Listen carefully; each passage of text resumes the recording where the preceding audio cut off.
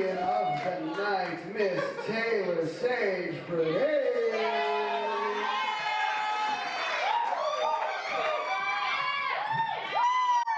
Hello, everybody. My name is Taylor, and now I'm going to get the 2 facts that I say to every single person who I meet out of the way. 1, I'm Italian. Big surprise. 2, I'm from New Jersey, which, being in the South for Thanksgiving is what people would describe as torture. So, we always spend Thanksgiving dinner with a family from the South who we know, and the demographic of it is that of the Civil War. We have the North versus the South. We have the fast talkers versus the slow talkers. We have the amazing food versus the really shitty casseroles.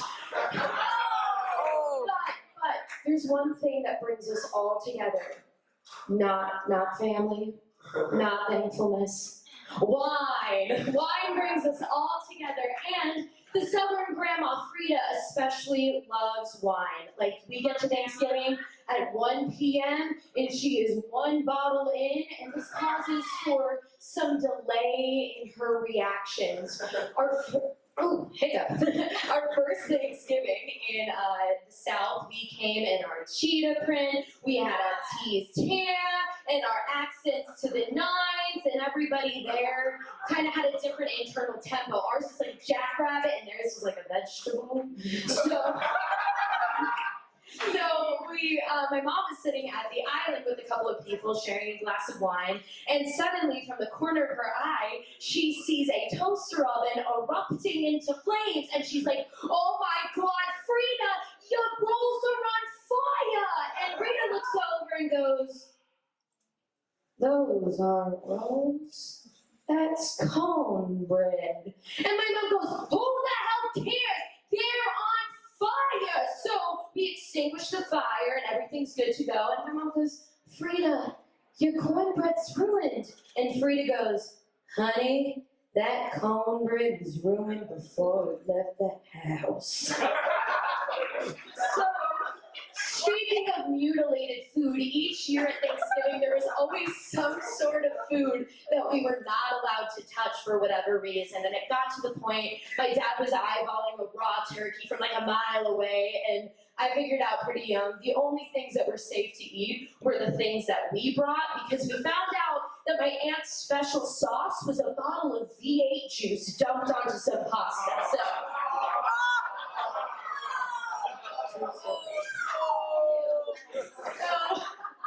we became kind of like the health food inspectors of the Thanksgiving table. We'd be hiding behind fake houseplants, and we would see that runny-nosed 10-year-old kid, and we'd be like, "All right, you can't eat the turkey, can't eat the stuffings, eat your napkin and shut up."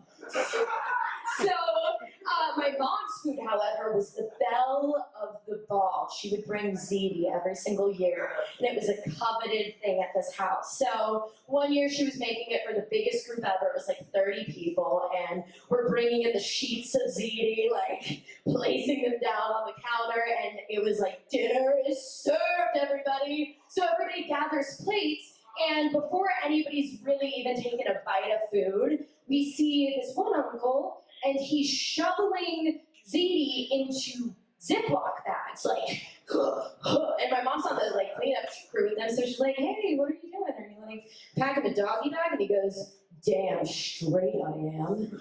My mom's like, "Whoa, what's going on?" And so we walk back over to the table, and it's like not regular size Ziploc bags, like a sandwich bag. It's gallon-sized Ziploc bags, and he has 4 of them. So he's shoveling in gallons of ziti, and being the good Southern people that they all were, they said absolutely nothing. And so apparently it felt slighted by not getting enough the year before, so decided to take all of the ziti for himself. But the hostess didn't own gallon-sized Ziploc bags, so this man came with his pockets filled with gallon-sized Ziploc bags and a fucking mission. He was ready to go. So as I got older, I kind of realized, going into the holidays, why people go into them with existential dread. But before, when I was younger, I got some really fun memories, and my favorites were playing this game called Werewolf with all of the kids. So like 8 of us go down to the basement, shut off all the lights, and scare the shit out of each other. And yeah, family bonding time. One time a girl peed herself, and so we had to have a pee before werewolf Thanksgiving rule to make sure that nobody peed herself because the parents got pissed. No pun intended.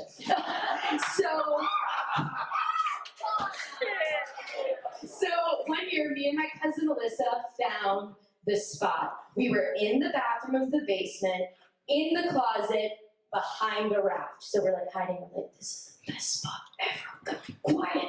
And we hear like some rustling in the bathroom, and we're like, oh my gosh, it's a secret, we gotta be quiet. And then we hear the door shut, and it locks, and we realize it is not the seeker, but our 80-year-old Jewish grandpa Larry. And to give you like a kind of context on Grandpa Larry, his voice is one of those voices that sounds like a chair getting dragged on a wooden floor. It's like,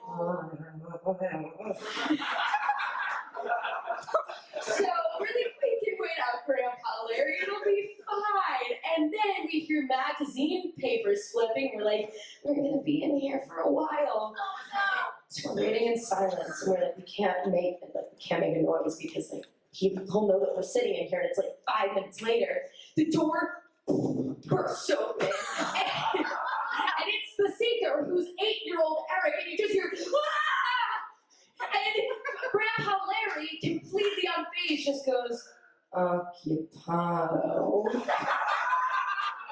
And Eric's like, I'm so sorry. And slams the door shut and probably like ran and cried. Now, I don't know what Eric saw that night, but I can only imagine that any holiday into his adult life will be a lot less traumatic than that. Like, you know, being from the north and being in for the south for the holidays, like maybe a little bit hard, but at least I never had to see Grandpa Larry taking his post-Thanksgiving shit.